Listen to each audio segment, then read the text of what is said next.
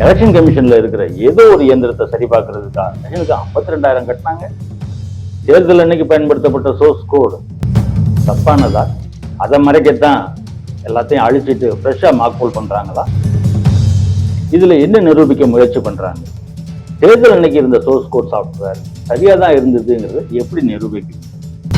தேர்தல் ஆணையம் சொல்ற இந்த லிமிடெட் வெரிஃபிகேஷன்லயே இவ்வளவு பிரச்சனைகள் வெளியில வந்துருச்சுன்னா விவிபேட்டை எண்ணி பார்த்தா இப்ப 52,000 கட்டின மற்ற கட்சிக்காரங்க எல்லாம் முட்டாளா?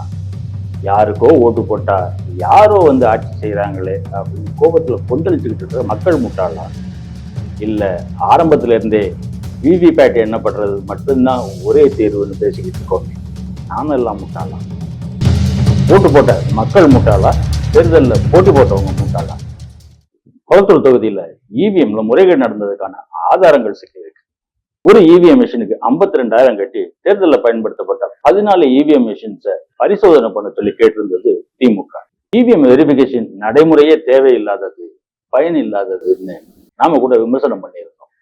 ஆனா விவிபேட்டை எண்ணிக்கைக்கே கூட போகாம இந்த வெரிஃபிகேஷன் ப்ராசஸ்லயே பல கேள்விகள் உருவாயிருக்கு. வாக்கு எண்ணிக்கை முடிஞ்சு இவிஎம் மிஷினை சீல் பண்ணும்போது தேர்தல் அன்னைக்கு பூத் ஏஜென்ட் எல்லாம் கையெழுத்து போட்டிருந்த ஒரு கார்டை வச்சு அதுல 2வது தரம் சீல் பண்ணுவாங்க. ஆனா இங்க திறக்கப்பட்ட எல்லா இவிஎம் மிஷின்லயும் அந்த கார்டு ஃப்ரெஷ்ஷா இருந்திருக்கு. ஏஜென்ட்டுகளோட கையெழுத்து இல்லை. பின்பக்கத்துல இருக்க வேண்டிய அரக்க சீல் முன்பக்கத்துல இருந்திருக்கு. அடுத்ததா 7 இவிஎம் செக் பண்ணிட்டு 8வது இவிஎம் செக் பண்ணும்போது அதுல விவிபேட் சரியா வேலை பார்க்கணும். அதுக்கு பதிலா வேற ஒரு விவிபேட்டை மாத்தி வச்சு வெரிஃபிகேஷனை கண்டினியூ பண்ணலாம் அப்படின்னு எலெக்ஷன் கமிஷன் அதிகாரிகள் சொல்லியிருக்காங்க.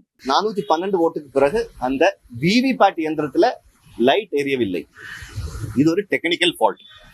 இப்படி இருக்கும் பட்சத்தில் சரியான வழிமுறைகள் தேர்தல் ஆணையம் கொடுத்திருக்காங்க. ஒண்ணு, அந்த விவிபேட்டை மட்டும் ரீப்ளேஸ் பண்ணி புது விவிபேட்டை வச்சு மோப்போல் 500 வரைக்கும் கண்டினியூ பண்ணி முழுமையாக கொண்டு வரலாம். 2, என்டையர் செட்டை ரீப்ளேஸ் பண்ணி புதுசா ஒரு செட் எடுத்துட்டு நம்ம இந்த மோக் போலிங் பண்ணலாம். இது ரெண்டும் அவங்களுக்கு எடுத்து சொன்னாங்க.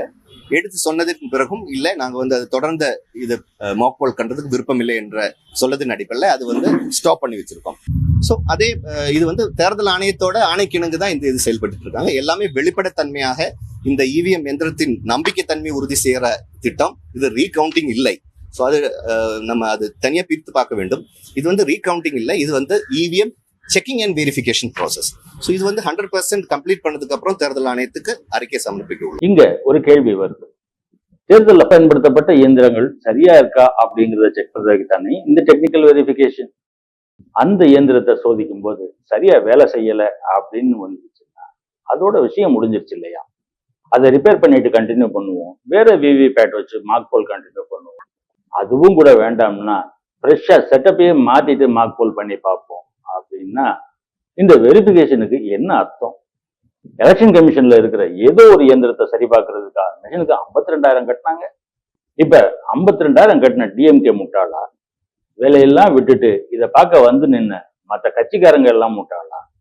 யாருக்கோ ஓட்டு போட்டா யாரோ வந்து ஆட்சி செய்யறாங்களே அப்படின்னு கோபத்துல கொந்தளிச்சுக்கிட்டு இருக்கிற மக்கள் முட்டாளா? இல்ல ஆரம்பத்துல இருந்தே விவிபேட் என்ன பண்றது மட்டும்தான் ஒரே தேர்வுன்னு பேசிக்கிட்டு இருக்கோமே, நானும் எல்லாம் முட்டாளா? இது வரைக்கும் செக் பண்ண 8 இவிஎம் மிஷின்ல 3 கோளாறா இருக்கு அப்படின்னா 37%. இது சாதாரண விஷயமா? இன்னும் முக்கியமான பிரச்சனை, தேர்தல் அன்னைக்கு இவிஎம் மிஷின்ல இருந்த சோர்ஸ் கோட் சாஃப்ட்வேரை எரேஸ் பண்ணிட்டு ஃப்ரெஷ்ஷா தான் மார்க் போல் டெஸ்ட் ட்ரை பண்ணியிருக்காங்க. As per supreme court norms பிரகாரம் அதெல்லாம் நான் காட்டணும்னு அவசியம் இல்லை அப்படின்னு சொல்றாங்க. இல்லைங்க மேடம், அப்படியெல்லாம் எந்த ஒரு சிஸ்டம் ஆஃப் ப்ரொசீஜர்ஸ் வந்து சுப்ரீம் கோர்ட் வந்து இதுவரையும் சமர்ப்பிக்கல. விவிபேட்டும் இவிஎம் டேலி ஆகணும்னு சொல்லி தான் ஜட்ஜ்மெண்ட்டே இருக்கு.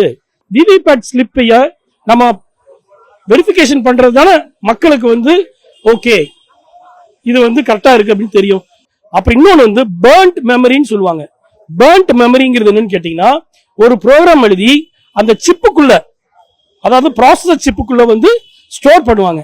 அது மூலியமா தான் நம்ம ஓட்டு போடும்போது அது பிரிண்ட் ஆகி விவிபேட் ஸ்லிப்ல விழுகும். அந்த பேர்ன்ட் மெமரி என்ன பண்றான்னு கேட்டீங்கன்னா, ஸ்டேஜ் 2ல அதை அழிச்சிடுறாங்க. அப்ப அழிக்கும் பட்சத்துல என்ன ஆயிடுதுன்னு கேட்டீங்கன்னா, அந்த ப்ரோக்ராம் என்ன ஆயிடுது, அழிக்கப்படுது.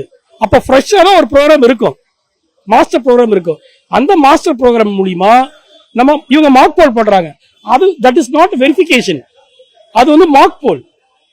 நம்ம அன்னைக்கு நடந்த தேதியில, போலிங் நடந்த தேதியில அந்த ப்ரோக்ராம் சோர்ஸ் கோட் இருக்கு பாத்தீங்களா, சிப்ல பொருத்தப்பட்டிருக்கு பாத்தீங்களா, அந்த சோர்ஸ் கோட் வெரிஃபிகேஷன் தான் நம்ம வெரிஃபை பண்ணணுங்கிறோம். நம்ம இதுல என்ன நிரூபிக்க முயற்சி பண்றாங்க?